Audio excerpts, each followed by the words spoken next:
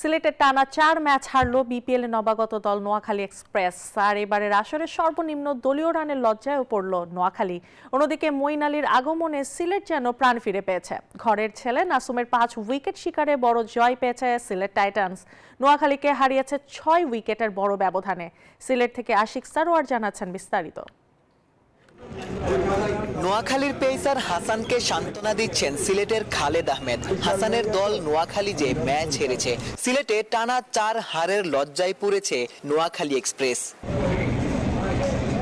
Match শেষে সিলেটের team বয়দের সাথে আলোচনায় সৌম্য সরকার। স্টাইলিশ এই ব্যাটারও নোয়াখালীর হয়ে সফল হননি। আগে ব্যাট করতে নেমে ব্যাটারদের ব্যর্থতায় এবারের বিপিএল এর সর্বনিম্ন 61 রানে অল আউট হয় সৌম্যর দল। সিলেটের হয়ে দুর্দান্ত বোলিং করেন নাসুম আহমেদ। 4 ওভারে মাত্র 7 রান খরচায় 5 উইকেট তুলে নেন। আমির, খালেদ, মিরাজরা একটি করে উইকেট পান। মাত্র 62 রানের টার্গেটে নেমে শুরুতেই পারভেজ ইমনের উইকেট হারায় সিলেট টাইটান্স। তবে তৌফিকের 32 ও জাকিরের 24 রানের সুবাদে 4 উইকেট হারিয়ে লক্ষ্যে পৌঁছে যায় সিলেট টাইটান্স। ম্যাচ শেষে সিলেটের দর্শকরা উচ্ছ্বাস প্রকাশ করেন। নোয়াখালীর ভক্তদের প্রতি সমবেদনাও জানান।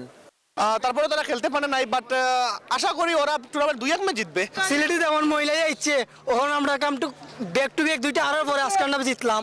সিলেটের বিপক্ষে ম্যাচের আগে দলের সাথে যোগ দিয়েছেন মোহাম্মদ নবী। প্রথম ম্যাচে নবীও ভালো করেননি। নোয়াখালীবাসীকে জয়ের মুখ দেখাতে পারেননি।